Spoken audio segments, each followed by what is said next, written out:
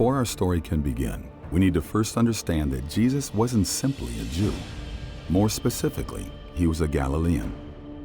Not only that, but Jesus' disciples were all Galileans as well.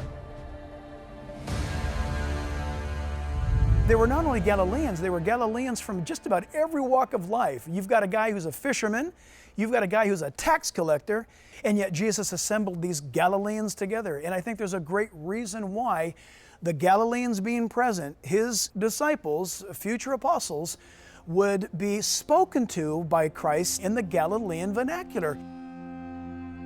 You see, even though the regions throughout ancient Israel shared the same culture, the Galileans developed customs that were unique only to them. Why is this important? Because Jesus used people's cultures to more deeply communicate the spiritual nature of God. He used words and symbols and analogies and parables for them to understand. You see it on the Sermon on the Mount, speaking to them in ways that they can understand.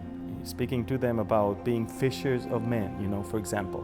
Why would you use that analogy unless you knew that these are fishermen? Everything he said was based on life that he lived, culture that he belonged to. I think it's hard for us to understand in our day what it was like for them in their day. When Jesus spoke, it was from the heart to their heart. There was a profound connection made. The first century believers had such a clear understanding of what Jesus was saying.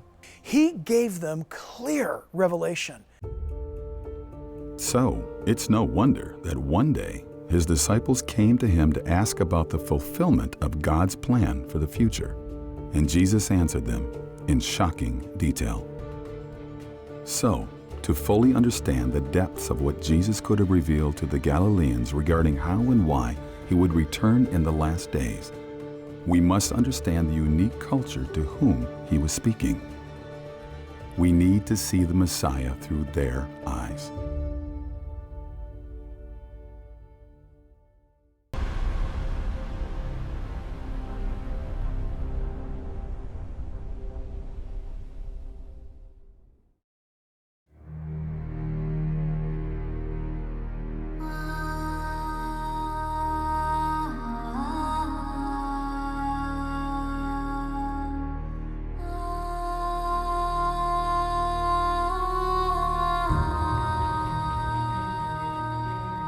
Welcome to the town of Cana.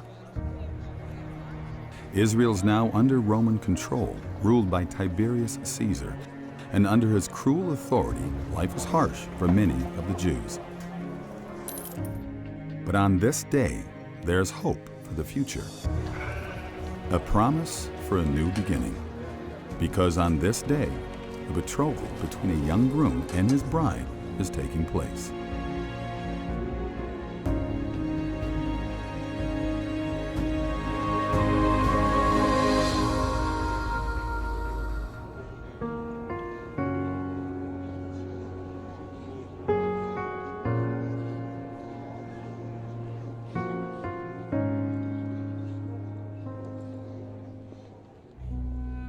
I don't think it's possible to overstate how important a wedding is in the Middle Eastern culture today, as it was in that day, the first century. A wedding was the most important event that would take place in any town for anyone. In fact, as word spread throughout the streets that a betrothal was taking place, everyone who was able would rush to the main gate to witness it. Everything took place at the gate, and this was really, really important because this is where you found the elders. The elders ratified legal agreements, and if you held the ceremonies near the gate, you would have layers of people that would gather around who are maybe not family members, maybe not friends. So you see, having wedding guests the way we have them today wasn't important to them. They wanted witnesses because you can't make a covenant without having witnesses to ratify the covenant. There is a written proposal that is presented. It is a written covenant of marriage that the bride accepts. They would be asked, do you agree on these terms? They would say, we do, which means that they can't go back on it. They can't say, I didn't know that was in there, or those terms were disagreeable to me. After the agreement outlining the union between the two families was publicly read, gifts were then exchanged, with the most extravagant going to the bride. In fact, contrary to popular belief, a dowry, or the price that was paid to the bride's father in Galilee, was not a purchase of the bride as property as it was with surrounding cultures in the Middle East, but rather an insurance policy that would help take care of her if anything were to happen to her beloved. But what comes next will set in motion a sequence of events that will shape the future for generations to come. Then it focuses down onto the moment where everyone holds their breath. What happens is the bridegroom is then handed a pitcher of wine. The groom then pours wine into a ceremonial cup that will be offered to his desired bride-to-be. And it was called the cup of joy. With both hands, reverently and respectfully and fearfully, he would pass it to his bride. When the groom presents the cup, she now has the choice as to whether or not she will accept or reject this proposal for marriage.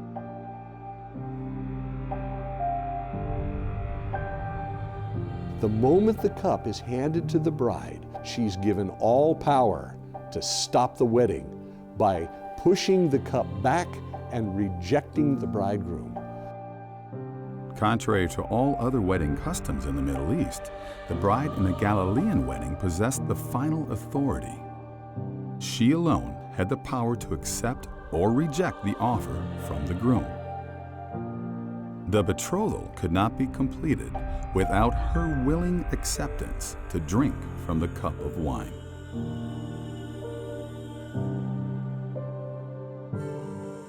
But on this day, during this betrothal, the bride accepts.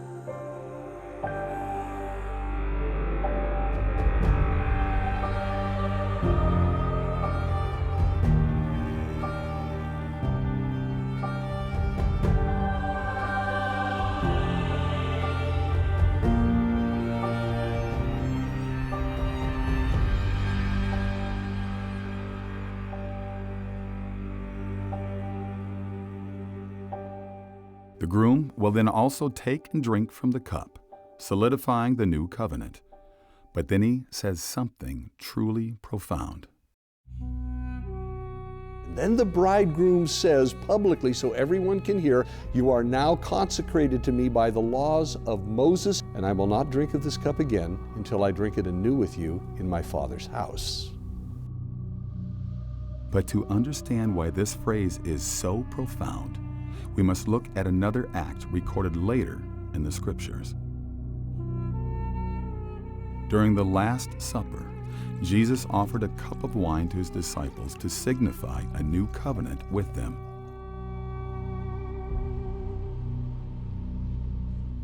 And after his disciples drank from the cup, Jesus then said something similar to what a Galilean would have heard from their own weddings. He said, "But I say to you, I will not drink of this fruit of the vine from now on until that day when I drink it new with you in my Father's kingdom." This is exactly why when he gave them the cup, he actually says, "This is the new covenant in my blood. I'm about to pour my blood." It's a promise. We're going to be together again, and we're going to mark it by drinking the wine. It's something important. The breaking of bread and offering of wine, these acts were to form a new union, a new promise meant to deliberately set in motion events of unimaginable importance.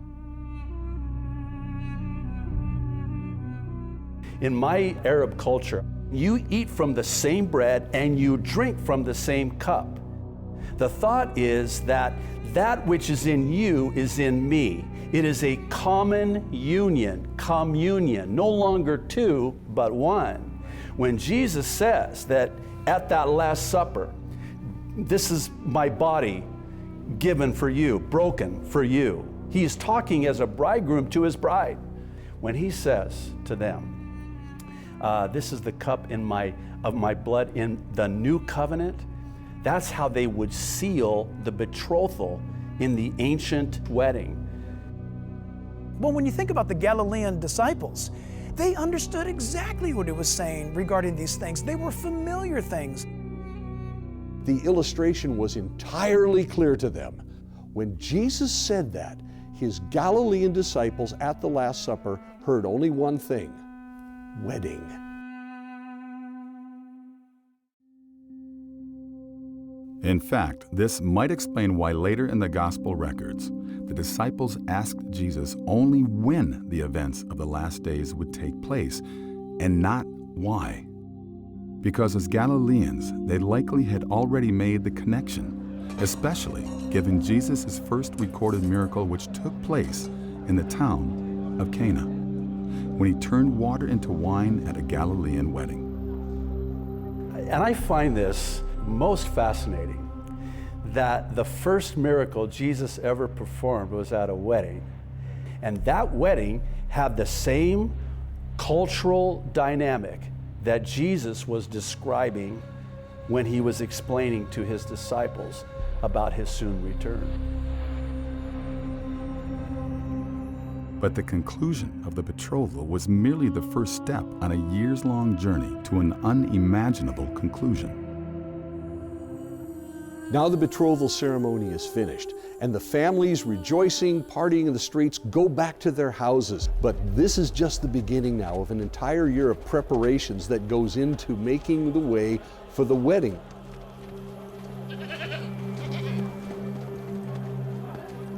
And though technically the bride and groom are now united as one under a new covenant, the real work only now begins. The groom must leave his betrothed, where they will live apart until the day of their wedding feast. In fact, the groom is now responsible for all of the preparations for the day he will be reunited with his bride. Over the following months, he will acquire materials to build a new room onto his father's house, along with crafting new furniture such as tables and stools. He'll negotiate for required items such as oil lamps, rugs, and dishes that will be used in the wedding feast that will take place in their new home. And scholars have now discovered that the theological implications of this period in the wedding held profound importance regarding the first coming of Christ. You see, before Jesus' crucifixion, he warned his disciples that he too would have to leave them. Jesus tells them, I go to prepare a place for you. And if I go and prepare a place for you, I will come again and receive you to myself, that where I am, there you may be also. I'm going to prepare a place for you. This is key, especially when we think about the first century Galilean experience and culture. I'm going away. A Galilean would have understood that perfectly to mean that he's going to go away to prepare a new home. He's going to go prepare a place for his bride personally. And then Jesus said something that they all understood. I'm going to come back and get you, that where I am, there you may be also. But then he's not leaving before he's making a verbal promise that he's about to come back and take us. And where he is, we will also be. And it's very important that we understand, he's not saying, so where you are, I will also be. It's where I am, you will also be. He is speaking as a bridegroom to his bride, and they knew it. They knew it because this was the culture of that day.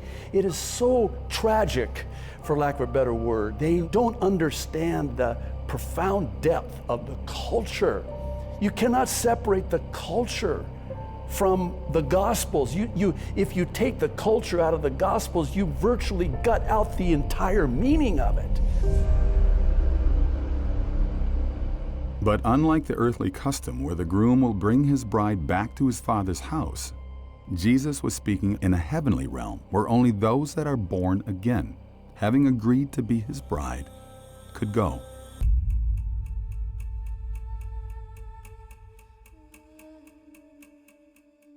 But until that time, when the groom can be reunited with his bride, there is much that needs to take place. And although the groom has left to prepare a new home, the bride's job is not yet over either.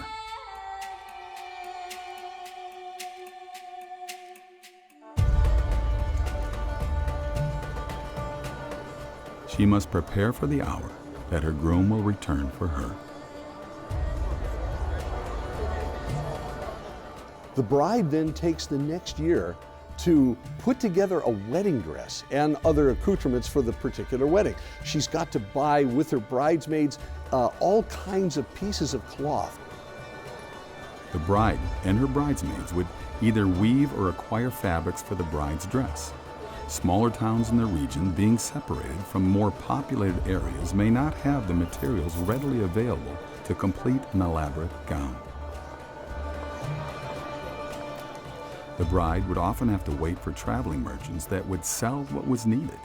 These preparations could become a difficult and costly task that in the first century could take months to complete.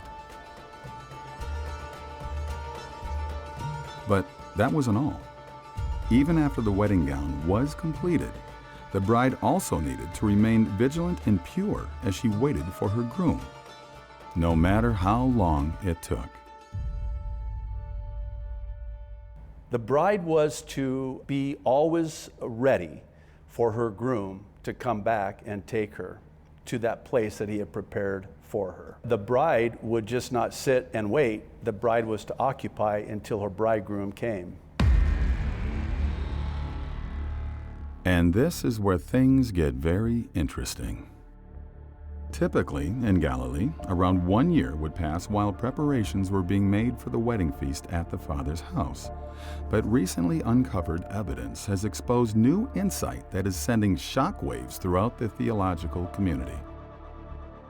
During this entire process to now, neither the groom nor the bride actually knew when the day or the hour of the wedding would take place. The exact minute of the actual ceremony of the wedding was not known.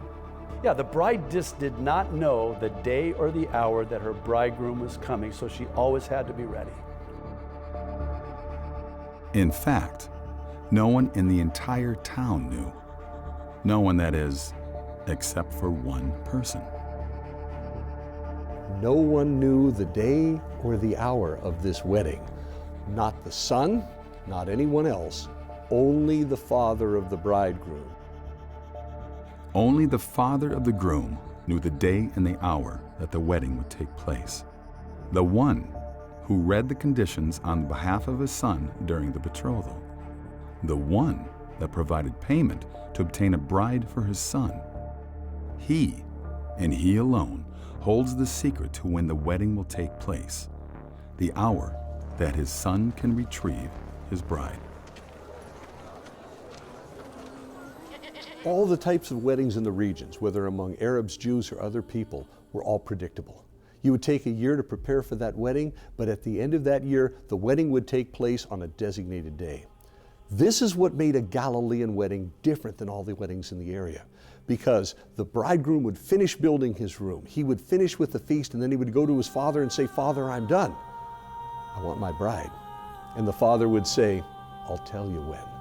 For the Galileans, it was a surprise wedding. The son would go home to the father's house, and in the Middle East they do this, but specifically you see this in the Galilee to this day, where the son adds on to the house. It's one portion built upon another, extending the home, enlarging the home. And so the father would have been the one with absolute preview over what's going on. It's the father who tells the son, that's it, you're done. And then the father would give the announcement, son, go get your bride. The father would be the one who would determine the day and the hour, and he would say to the groom, okay, now's the time. The day and the hour has come. The bridal chamber, that place that you've prepared, was complete. He would say, okay, now, this is the day, this is the hour, go get your bride. This goes back now to several accounts in the Bible. But although Jesus himself says he will not know the exact time of his return, based on prophesied events that would take place at the end of days, the Gospels make it clear that we could know the approaching season in which the end of our age would take place. The day is drawing near, so he's got to get the feast out. But still, he doesn't know the day when it's happening. He's got a lot of help putting it together because there could be 50 to 100 people attending this thing, and he's got to feed them not just for one day, but for several days.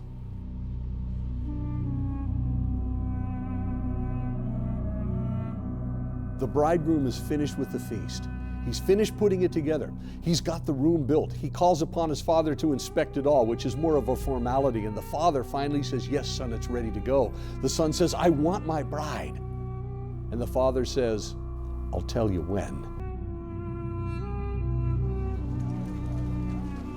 And although the groom has now completed the preparations, he still has to wait for the moment that his father would tell him to go get his bride. And during this same time, the bride would also be prepared and waiting, equally as eager to be united forever with her beloved.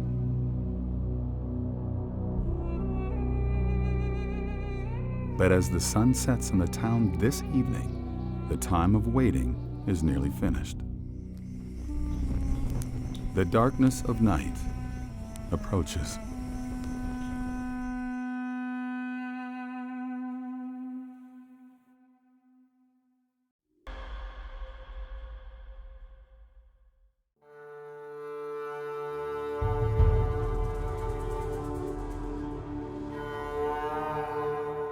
Jesus, returning as a thief in the night to those unprepared in the last days, appears self-explanatory.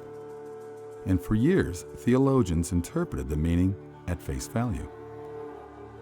But you see, in ancient Galilee, we know that only the father of the groom knew the day and the hour that the wedding would take place. But what researchers have now discovered is that the hour would be in the middle of the night.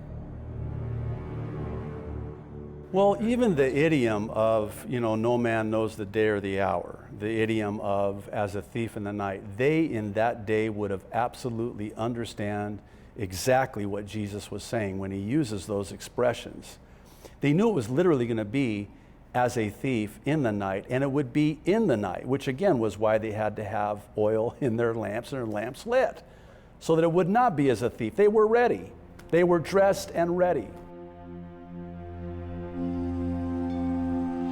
This was the ultimate surprise twist on the Galilean wedding. And Jesus, who lived among them for years, knew this all too well, that the groom would come for the bride in the middle of the night. Her life was pure. She was slept in her wedding dress. Her bridesmaids were dressed in their white linen garments, and they were ready to help her out should the bridegroom come, which he was coming unexpectedly at an hour she didn't know, so that she could be ready to meet him.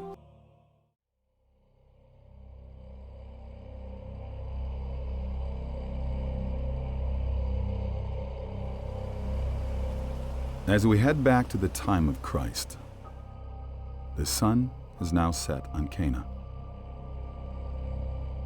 And just as Jesus warned the world will fall asleep in the last days, tonight, so have many of the Galileans. But tonight, the groom's hour has finally come.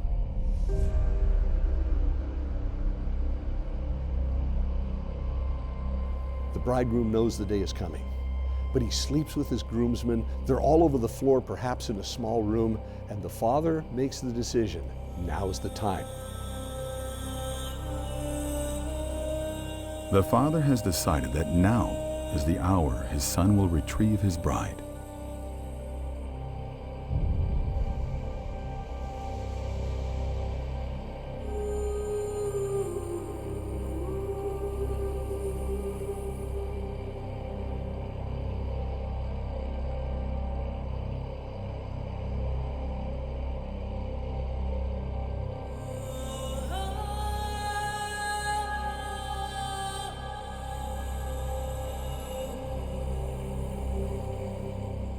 He wakes him and says, "Go get your bride."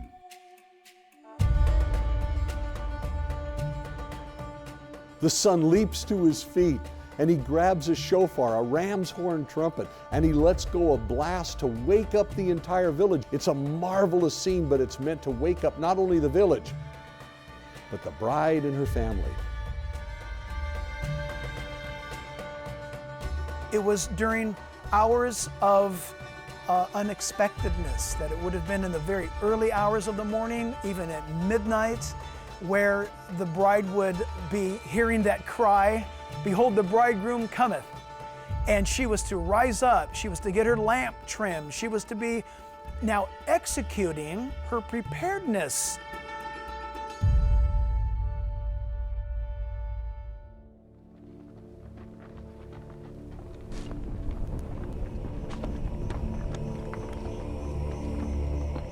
The wait is over, and the groom is finally on his way to be united with his bride. As they move through the town streets, trumpets blare loudly to not only wake the bride, but also the guests that were invited to the wedding feast. Only those that were prepared could quickly rise and join the procession.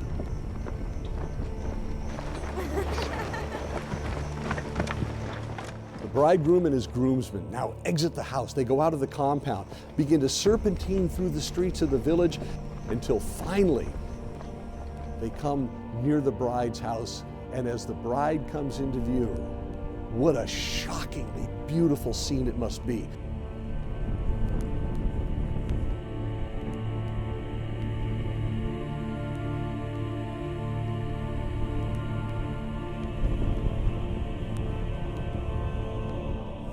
There in the middle of the night, you have a row of women with the bride in the middle, all the bridesmaids dressed in their white linen robes. And in the center, the bride dressed in her beautiful bridal gown.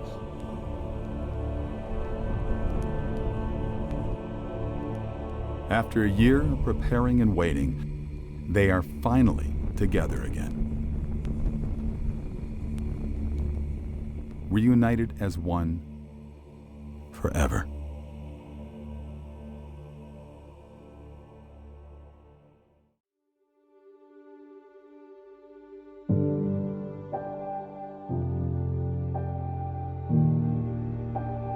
The parade led by the bridegroom now rush up towards the bride and her family and all the people that are standing there, the bridesmaids. And the two men with the litter set the litter down on the ground in front of the bride.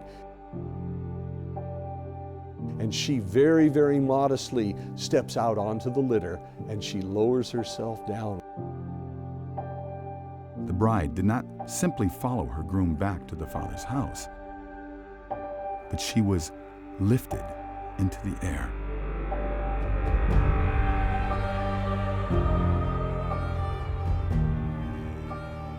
In fact, the ancient Galileans referred to this moment as flying the bride to the father's house.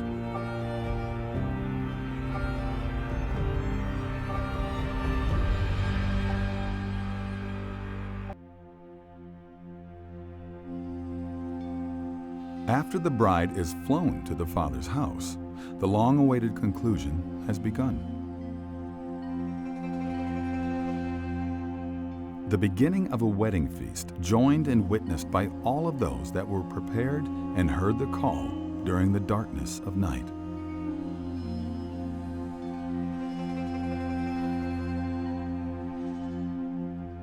And Jesus made it clear to his disciples that this, too, is a picture of what will happen at the end of days.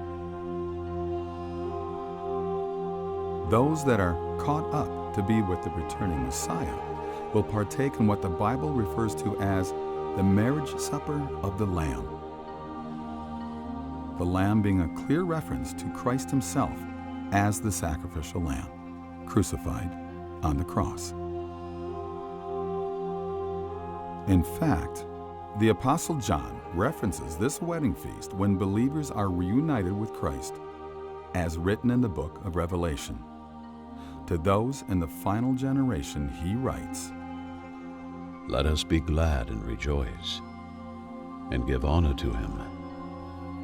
For the marriage of the Lamb is come, and his wife has made herself ready." When they get to the Father's house, everybody piles into the compound now, and the feast is set and ready to go, and the door is shut behind them. And no one leaves, and no one comes in for 7 days and nights. And in ancient Galilee, if you were locked out, there was no getting in.